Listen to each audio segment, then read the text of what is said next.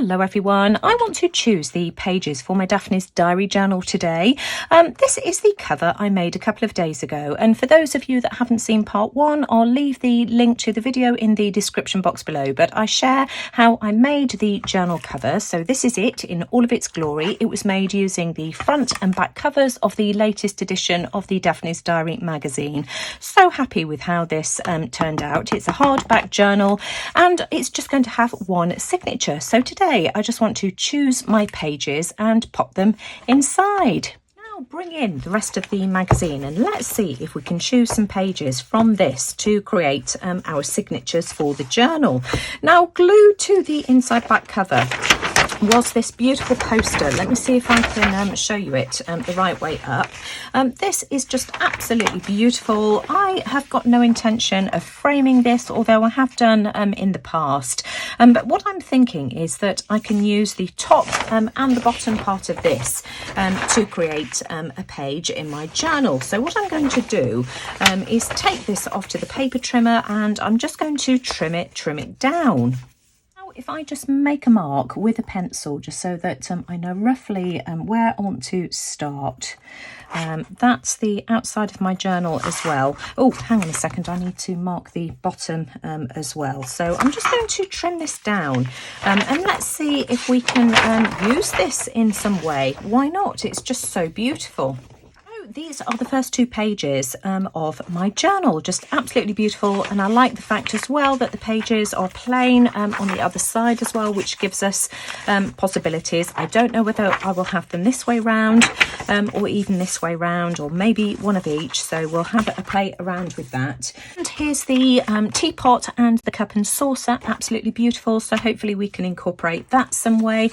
And I'm also going to keep the leftover bits and pieces as well. Let me just show you what I've got these pieces left over and these ones here as well. Now these might be able to be used as maybe bookmarks or even washi tape, I don't know, but they're just too pretty to throw away, aren't they? So I shall keep hold of those as well. I'm going to have a look through the rest of the magazine. Of course, I've used the front and back pages for my journal cover, so that's where they came from.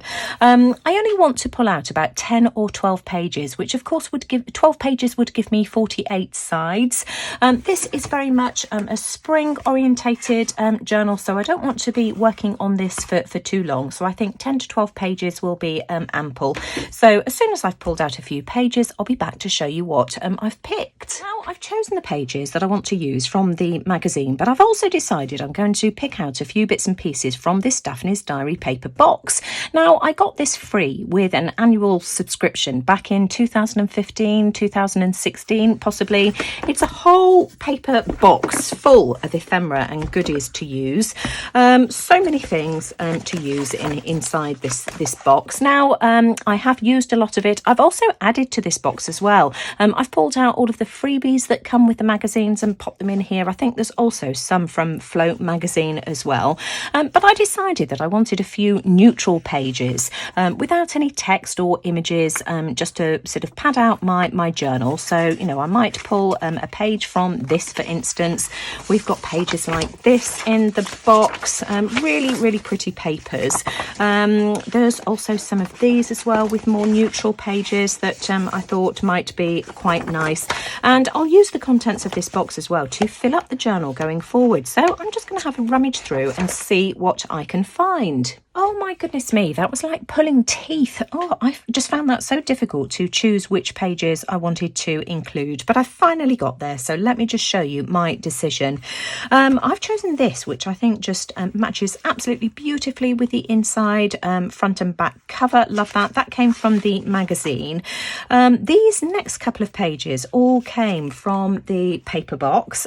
Just love these. I wanted a few pages that were going to be more neutral rather than the busyness of the pages from the magazine, so I chose those three there. This is another page from the magazine. I just absolutely love these lilacs in a vase. Our lilacs are just about to come into bloom in our garden in the next few weeks, so you know, that just reminds me of the lilac tree in our garden. I just thought this went absolutely beautifully with the text on the opposite page as well. I absolutely adore this Easter egg page that came from the journal. So spring in Romania. I just think that's absolutely gorgeous. This came from the box as well, and I just thought that that neutralised the busyness and the brightness of that page there. This, of course, is part of the poster. This was one of the patterned papers that came from the magazine. The other part of the poster, this came from the paper box as well. And finally, another page from the magazine. I just absolutely love this. Sally Sparrow is afraid of flying. I mean, how absolutely adorable is that? And I just thought that was the perfect page for the centre of my spread. And let me just very, very quickly show you the reverse side of this signature. So these pages here, and I've tried to get them so that they coordinate really nicely together. Isn't that just absolutely gorgeous? The other side of that page there, that came from the paper box. Absolutely beautiful. And you know, this type of page here, I wouldn't want to cover this up, but it may well be that, you know, I find a quote or something from the magazine that I can add to this. Same with this one here, it's just too beautiful to cover it up, but you know, I'd like to find some words from the magazine that perhaps will work with those pages. Just absolutely love these funky chickens, absolutely gorgeous. We've just got this page here with a postage stamp on it, and that's it. Those are the pages that I've decided to include. Now, as far as binding the signature into the journal is concerned, I want to use elastic, and I've got this gorgeous yellow elastic here. I sent off for a pack of coloured elastics from Amazon. These are 1mm elastic. This is very slightly thinner, I would say, than the other elastics that I've had from Tiger or Beadalon that I've used in my previous journals, but I think this is going to be absolutely fine. And all I'm going to do is open my signature out and find the centre, and I'm just going to wrap it around like this and tie myself a knot. I just prefer working this way because it gives me the opportunity to take my pages out of the journal to work on them, and it may well be that once it's finished, once it's complete, that I sew it in. I'm really not sure yet, but you know, this will give me some flexibility but keep my pages in place. Now, if you don't have any elastic, as I've said, this is 1mm elastic. If you don't have elastic, use something like baker's twine or waxed cord. At the end of the day, use whatever you have, or you could even sew your signatures in to start off with. It's just for me, I just prefer to be able to take them out of the journal to work on them. Now let me just trim this down so that both of these pieces are the same size, and then I'm just going to use this tool here. This is just a lighter. You could even use a little tea light candle just to singe the ends of my elastic, because they do have a tendency to fray. Let me just trim that little thread off that one there, and oh, hang on, I haven't quite caught it. And just do that one again. It just melts the plastic that's around the elastic and stops it from fraying. Let me just play around with these pages as well and just make sure that they're all in the right place. Put my elastic in the centre. There we go.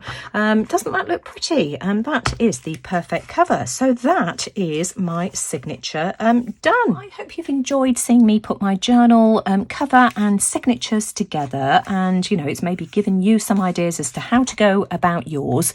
And if you'd like to follow along with this series and tag me on social media, use hashtag Nina.ribena DD, Daphne's Diary. So hashtag Nina.ribena DD. I'd love to see what you're up to. You know, tag me on Facebook, Instagram, YouTube if you want to as well. But you know, if you've enjoyed my video today, as always, I'd really appreciate a thumbs up. Do let me know what you think in the comments below. Don't forget to hit the subscribe button and the bell notification if you want to see future videos regarding this series. But most importantly, thanks for watching. Take care everyone, and I'll see you all again soon. Bye for now.